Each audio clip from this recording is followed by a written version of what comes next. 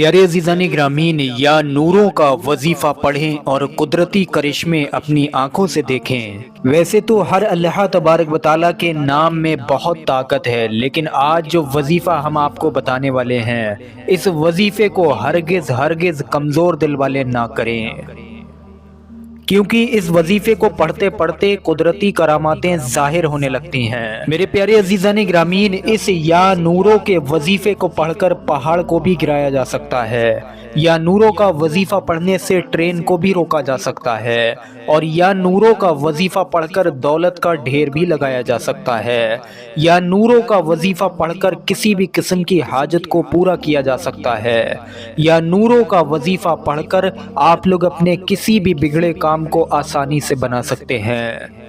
अलगरज जो वजीफ़ा आज मैं आप सभी लोगों को बताने वाला हूँ, ये एक करिश्माई वजीफ़ा है। या आप सोच भी नहीं सकते कि ये वजीफ़ा आपकी ज़िंदगी में किस किस जगह पर काम आ सकता है। इस वजीफ़े को पढ़ते पढ़ते प्यारे अजीज़ान ग्रामीन, कुछ कुदरती करामातें, कुछ कुदरती निशानियाँ ज़ाहिर होती हैं, जो कि आप लोगों को किसी को भी गलती से भी नहीं बताना है कि आपके साथ में ऐसा हुआ, या वजीफ़ा पढ़ते पढ़ते आप लोगों को ऐसा कुछ दिखा। बस अपनी हाजत को दिल और दिमाग में समा कर रखें और ख़ुद मौजज़ा देखें अपनी आँखों से कि कैसे आप लोगों की हाजतें पूरी होती हैं, कैसे आप लोगों के इंशाअल्लाह तबारक व तआला हर काम बनते चले जाते हैं। बस आप सभी लोगों से गुजारिश है, वीडियो पर एक लाइक ज़रूर कर दें और सबाब की नीयत से वीडियो को आगे शेयर करें। प्यारे अजीज़ दोस्तों, किस किस काम के लिए ये वजीफ़ा पढ़ा जा सकता है, सुन लीजिए। नंबर 1, किसी भी हाजत की कबूलियत के लिए ये वजीफ़ा पढ़ा जा सकता है, और इसमें कोई भी शक नहीं है कि 11 दिन के अंदर किसी भी किस्म की हाजत इस वजीफे से पूरी ना हो। आज तक कभी भी ऐसा नहीं हुआ है। दूसरा, इंसान के दिल में बहुत सारे मकसद होते हैं। अगर अपने मकसदों को आप लोगों को पूरा करना है तो आप ये वजीफा पढ़ सकते हैं। तीसरा, शादी के रिश्ते अगर किसी के नहीं आते हों, रिश्ते आते हों तो बिगड़ जाते हों, बात बनती ना हो, तो कोई भी लड़का हो चाहे लड़की, अपनी नेक नीयत और निकाह चाहे लड़का हो या लड़की, निकाह की नीयत के लिए इंशाअल्लाह इस वजीफ़े को कर सकते हैं। चौथा, मुकदमे की कामयाबी के लिए ये वजीफ़ा पढ़ा जा सकता है। पांचवा, कारोबार और घर में बरकत और तरक्की के लिए ये वजीफ़ा पढ़ा जा सकता है। बेशक इस वजीफ़े को पढ़ने से कारोबार में बहुत ज़्यादा बड़ी वाली तरक्की आती है। छठा, जो बे औलाद लोग हैं, औलाद पाने की खातिर ये वजीफ़ा पढ़ सकते हैं। सातवां, जिन लोगों के ऊपर जादू टोने के असरात हैं, करने धरने के असरात हैं। सातवां, अगर किसी इंसान के ऊपर जादू के असरात नज़र आते हों, करने धरने के असरात नज़र आते हों, या किसी के ऊपर जिन्न का असर हो, तो वो इन सब चीज़ों से निजात के लिए या हिफाजत के लिए ये वजीफ़ा पढ़ सकता है।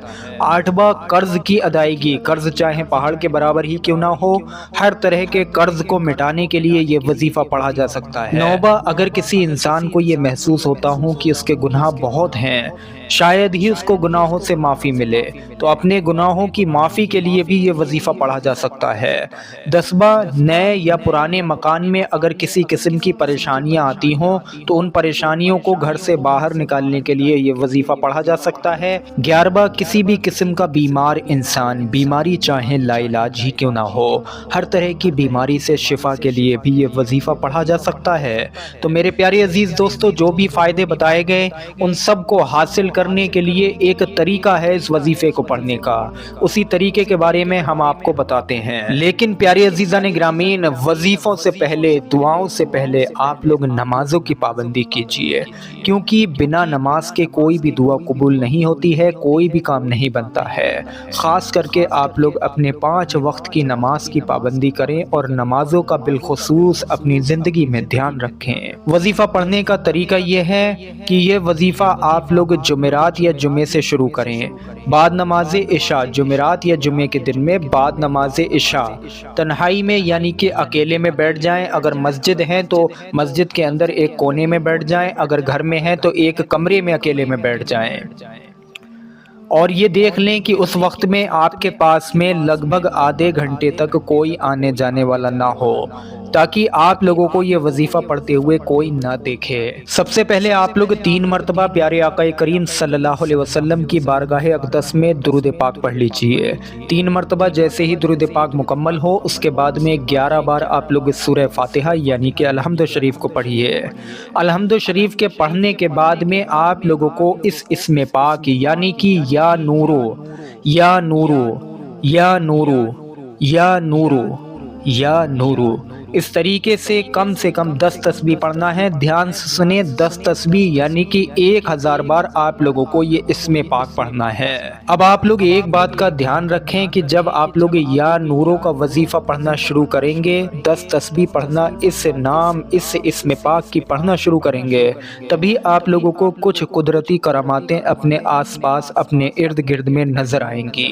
اس وقت میں آپ لوگوں کا پورا جسم نور سے منور ہو جائے گا۔ آپ کا چہرہ تھوڑا سا لال پیلا بھی ہو سکتا ہے، لیکن یہ جمالی وظیفہ ہے، اس سے آپ لوگوں کو کوئی نقصان نہیں ہے، کسی کو بھی کوئی نقصان نہیں ہے۔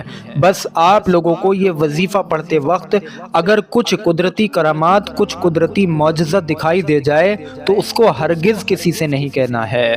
اور میرے پیارے عزیزان گرامین، وظیفہ پڑھتے وقت ضروری نہیں ہے کہ سبھی کو کچھ قدرتی کراماتیں نظر آئیں، کیونکہ بعض لوگ وظیفہ کرنے جب بیٹھیں گے تو کسی کو دکھائی دے، کسی کو نہ دکھائی دے، تو ہو سکتا ہے وہ یہ سوچ اپنے دماغ میں بنائیں کہ ان کے وظیفے میں کوئی کمی رہ گئی۔ ایسا بالکل بھی نہیں ہے کہ سبھی لوگوں کو کچھ قدرتی کرامات نظر آئے، لیکن آدھے لوگ، اگر 100 لوگ یہ وظیفہ پڑھیں گے تو 50 کو ضرور دکھنا ہی دکھنا ہے۔ وظیفہ مکمل ہو جائے گا، آخر میں آپ لوگ 3 مرتبہ درود پاک پڑھ کر مکمل کر لیں گے وظیفے کو، اس کے بعد میں خاموشی سے آپ لوگ سو جائیں گے۔ یہ آپ لوگوں کا پہلا دن ہوا۔ اسی طریقے سے آپ لوگ 10 دن لگاتار اس وظیفے کو پڑھیں گے، اور جب 11واں دن آئے گا تو 11ویں دن میں بعد نماز عشاء ہی آپ لوگ جب یہ وظیفہ پڑھنے بیٹھیں گے تو 3 مرتبہ شروع میں درود پاک پڑھنا ہے اور 11 مرتبہ سورہ فاتحہ یعنی کہ الحمد شریف کو پڑھنا ہے۔ پھر آپ لوگ روزانہ پچھلے 10 دنوں میں 10 تسبیح پڑھ رہے تھے اس وظیفے کی، لیکن آج 11ویں دن میں آپ لوگوں کو 1100 بار یا نورو پڑھنا ہے، یعنی کہ 11 تسبیح آپ لوگوں کو پڑھنا ہے۔ اور پڑھنے کے بعد میں پیارے عزیزان گرامین، آپ لوگوں کو اللہ پاک سے اپنی حاجت کی دعا مانگنی ہے۔